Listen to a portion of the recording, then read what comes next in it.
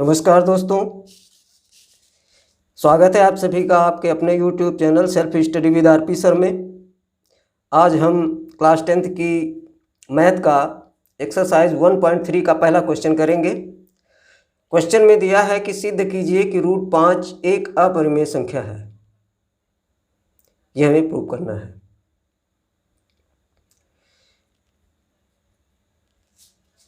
चलिए शुरू करते हैं। √5 को एक अपरिमेय संख्या प्रूव करना है,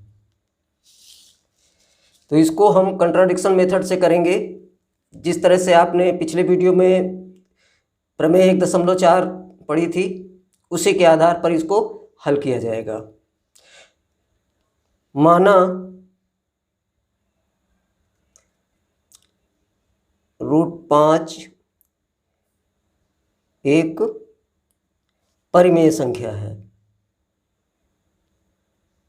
इसको हम विपरीत मानेंगे।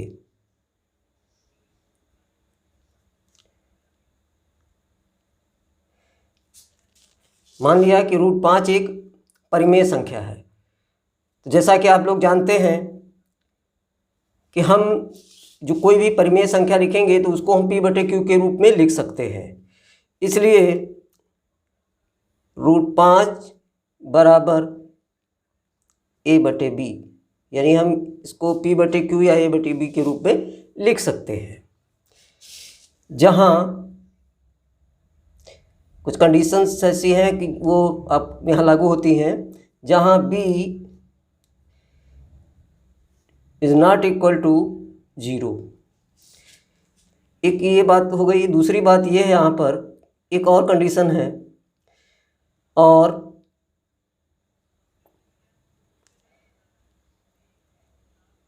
A तथा B दो पूर्णांक है हमारे पास। A तथा B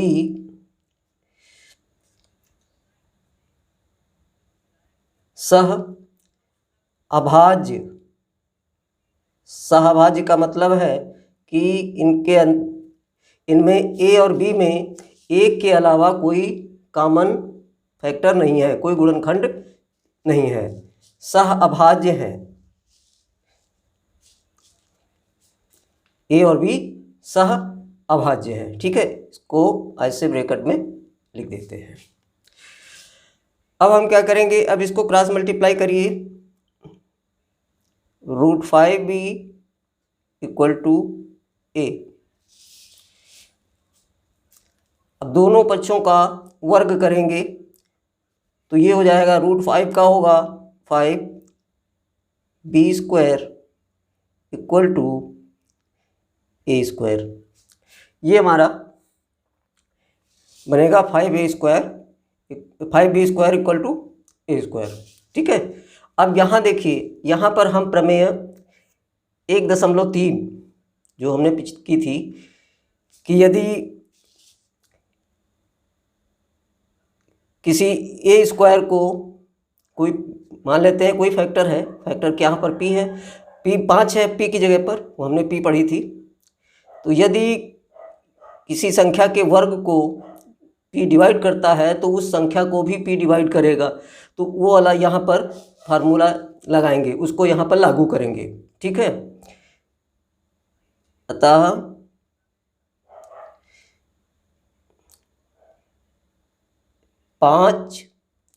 A² को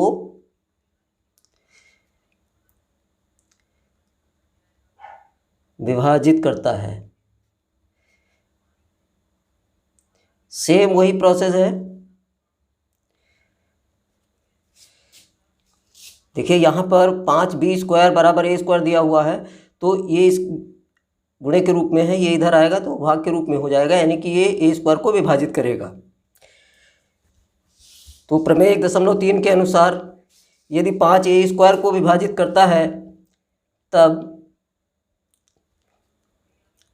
5A को भी विभाजित करेगा, A को भी विभाजित करेगा।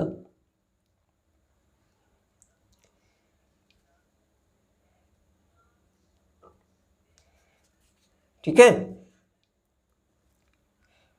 अब हम ए को जब 5 विभाजित करेगा तो हम ए बराबर 5c लिख सकते हैं। क्या कर सकते हैं? लिख सकते हैं, क्योंकि एक फैक्टर तो इसका 5 है ही और दूसरा कोई पूर्णांक c हो सकता है। ठीक है, जहाँ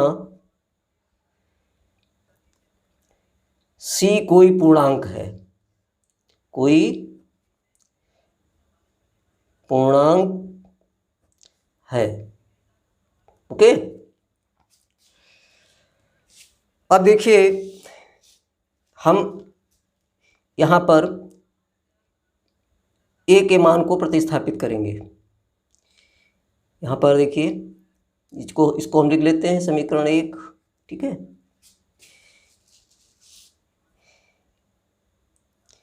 a का मान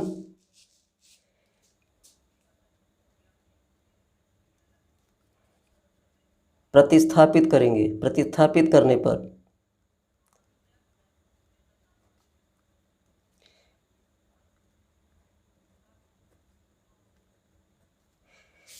ध्यान दीजिए, यहाँ ए वर्ग करने पर ए स्क्वायर बराबर 5c स्क्वायर ये हो जाएगा। अब हम ए का मान जो है समीकरण 1 से प्रतिस्थापित करेंगे। ए स्क्वायर की जगह हम यहाँ रखेंगे 5b स्क्वायर बराबर 5b स्क्वायर बराबर 25c स्क्वायर। इसका भी ये 25 हो जाएगा बेटा, 25c स्क्वायर इसका वर्ग करने पर, तो 5b स्क्वायर बराबर 25c स्क्वायर।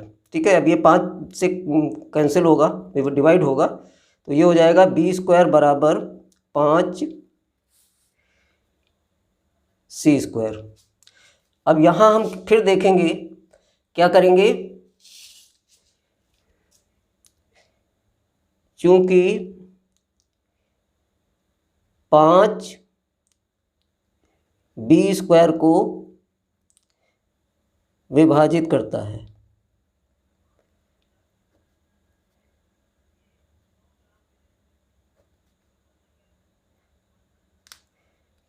पाँच बी स्क्वायर को विभाजित करता है, इसलिए 5b को भी विभाजित करेगा।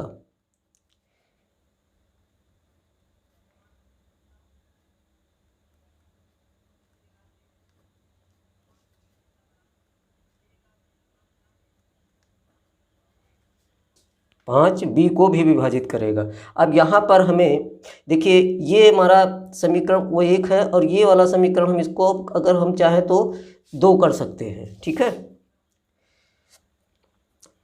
तो यहाँ एक चीज़ देखने को मिलेगी हमें कि समीकरण 1 और 2 से, समीकरण फर्स्ट व सेकंड से, यहाँ से हमें देखने में क्या मिल रहा है कि इसमें देखिए 5 ए स्क्वायर को विभाजित कर रहा है तो ए को भी विभाजित करेगा, बी को स्क्वायर को विभाजित कर रहा है तो बी को भी विभाजित करेगा। तो यहाँ हमें मिल रहा है, यहाँ हमें समीकरण 1 और 2 से पता चलता है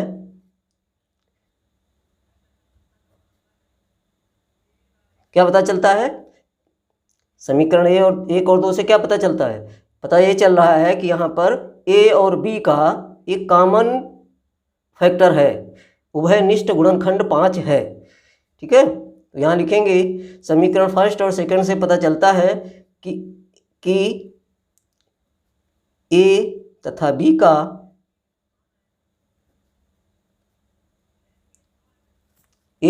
का एक उभयनिष्ठ गुणनखंड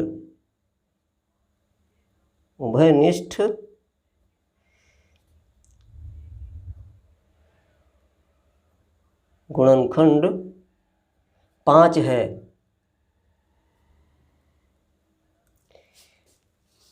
ठीक है, यहाँ दोनों का गुणनखंड क्या निकला, 5 निकला।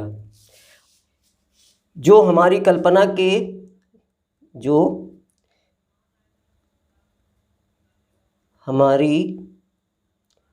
कल्पना के विपरीत है, कल्पना की हमारी कल्पना क्या थी कि √5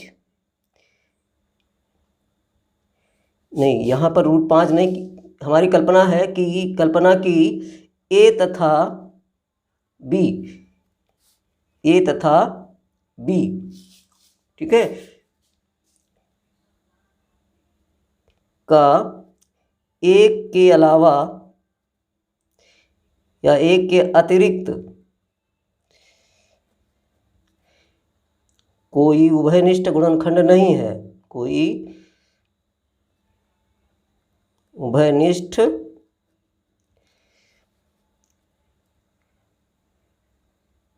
गुणनखंड नहीं है। जो हमारी कल्पना की इसके अतिरिक्त कोई उभयनिष्ठ गुणनखंड नहीं है, के विपरीत है, के विपरीत है, ठीक है। ये विरोधाभास, अब यहाँ लिखेंगे यह विरोधाभास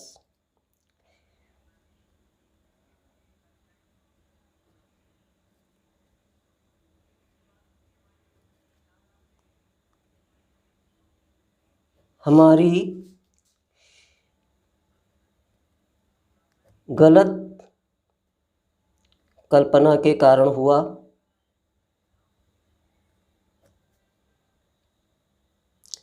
हमारी गलत कल्पना के कारण हुआ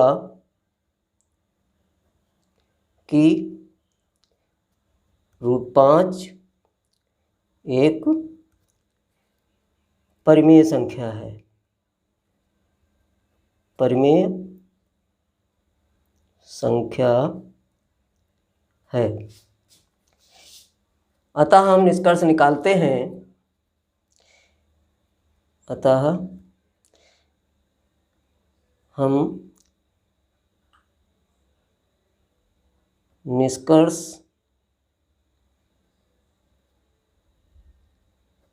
निकालते हैं कि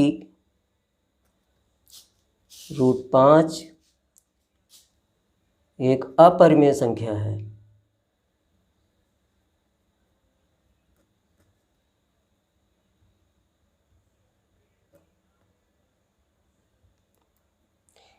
ठीक है, ये आपका प्रूव हो गया।